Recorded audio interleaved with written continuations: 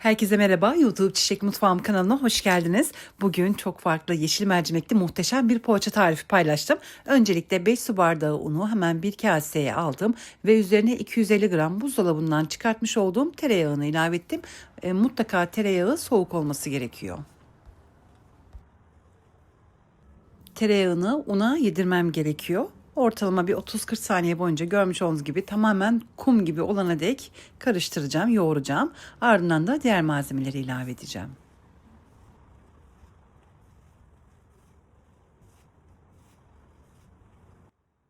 Bir su bardağı yoğurt, yarım su bardağı ayçiçek yağı, bir tatlı kaşığı tuz, bir paket kabartma tozu ve ardından da bir tane yumurta sarısı kullandım.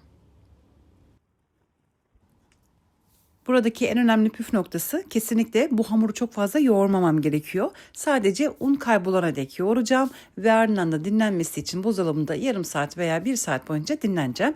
Eğer isterseniz bu hamuru tabii ki de akşamdan da yoğurabilirsiniz.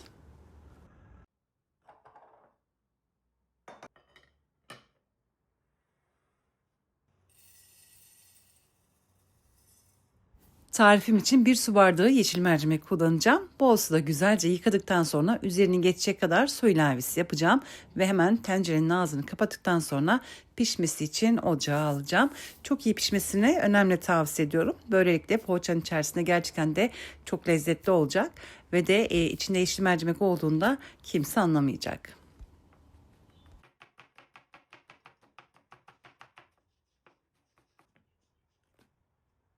Tane orta boy büyüklüğünde soğan kullandım. Küçük küçük doğradım. Eğer evinizde böyle bir kapya biber varsa kapya biber de kullanmanızı tavsiye ediyorum ama çok fazla kullanmanıza gerek yok. Bir tane de hatta çok fazla yarısı yeterli olacaktır. Yine kapya biberi de küçük küçük doğruyorum.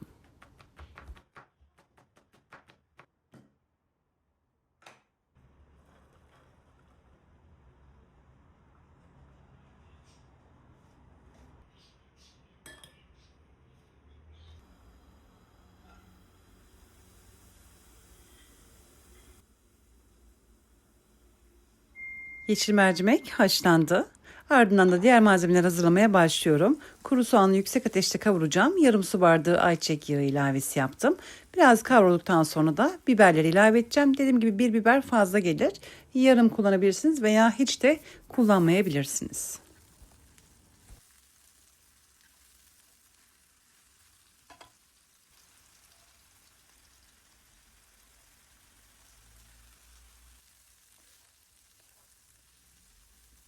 Biber ve soğan kavrulduktan sonra yeşil mercimeği ilave ettim. Ve ardından da baharatlarını ilave edip hemen ocağın altını kapatacağım. Bu arada yeşil mercimek burada ezilebilir. Ne kadar çok hamur olursa aslında o kadar iyi olacaktır. Çok az miktarda karabiber, kırmızı toz biber, pul biber ve nane kullandım. Baharatları çok fazla yoğun kullanmamanızı önemli tavsiye ediyorum.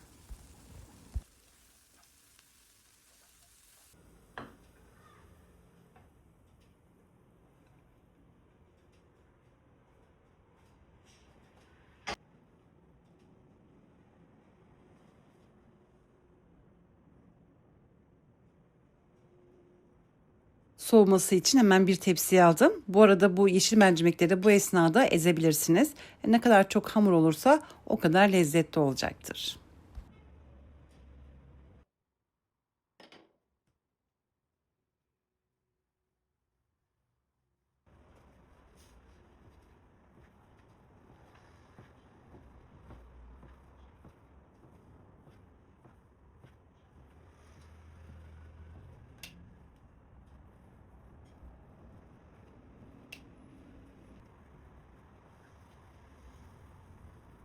Buzdolabında dinlenmiş olan hamuru çıkarttım ve ortalama 18-19 beze yapacağım. Burada görmüş olduğunuz gibi çok iyi bir şekilde yuvarlama yapmam gerekiyor.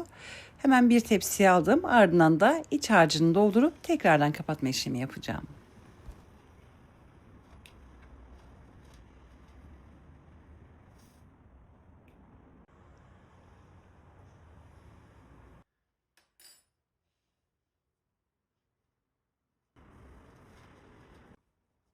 İlk hazırlamış olduğum bezeyi aldım ve ters çevirdim. Ellerimle bu şekilde görmüş olduğunuz gibi parmaklarımla hafifçe bası uygulayarak çok kolay bir şekilde çay tabağı büyüklüğünde açtım ve iç malzemesini bol miktarda doldurduktan sonra parmaklarımla görmüş olduğunuz gibi kolaylıkla kapatıyorum. Tamamen kapattıktan sonra kesinlikle hamurda yırtıklık olmasın. Görmüş olduğunuz gibi hafif hamlelerle tekrardan yuvarlıyorum. Tamamen çok iyi bir şekilde yuvarlanması gerekiyor. Ardından da peş peşe diğerlerini de hazırlamaya başlayacağım. Çoklu da yapabilirsiniz. Biraz sonra göstereceğim. İkili, üçlü de hızlı bir şekilde hemen şipşak hazırlayabilirsiniz.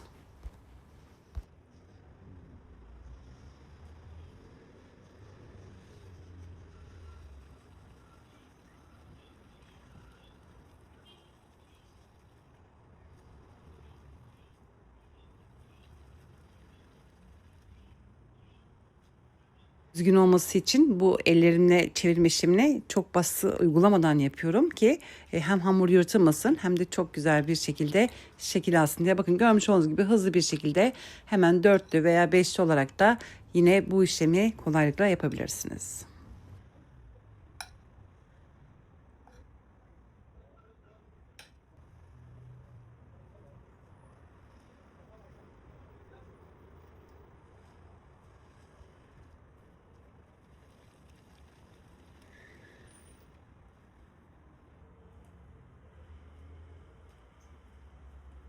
Ve görmüş olduğunuz gibi çok hızlı bir şekilde tamamını hazırladım.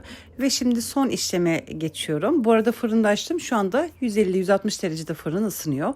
Bu tabakta galeta unu var ve yumurta akı var. Önce yumurta akına, ardından da bol miktarda galeta ununa buladıktan sonra tepsiye dizeceğim.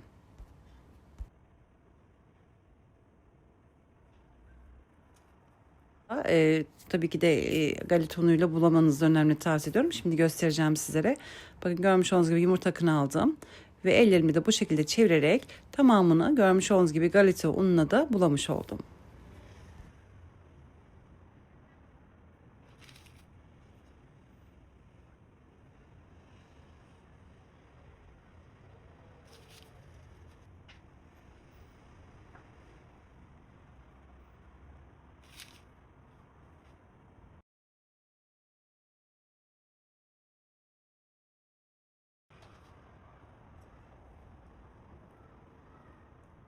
Poğaçaların tamamını tepsiye dizdikten sonra ellerimin hafifçe bası uygulayarak görmüş olduğunuz gibi bu şekilde ezeceğim ve sadece 10 dakika bekleyeceğim. Ardından da fırına vereceğim pişmesi için 150 derecelik fırında fanlı ayarda ortalama 30 veya 35 dakikanın içerisinde pişecektir.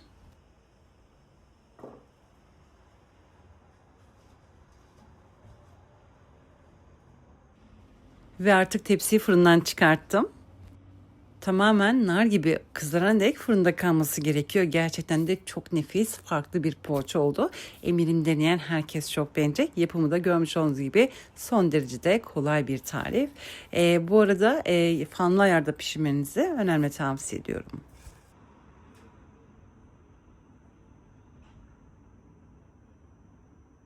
Bu tarifi misafirlerinize mutlaka yapmanızı tavsiye ediyorum. İçi çok lezzetli. Zaten dışı da çok lezzetli. Hafif çıtır, içi ise yumuşacık. Yiyen zaten ne demek istediğimi anlayacak ve de daima yapacağınız bir tarif olacaktır.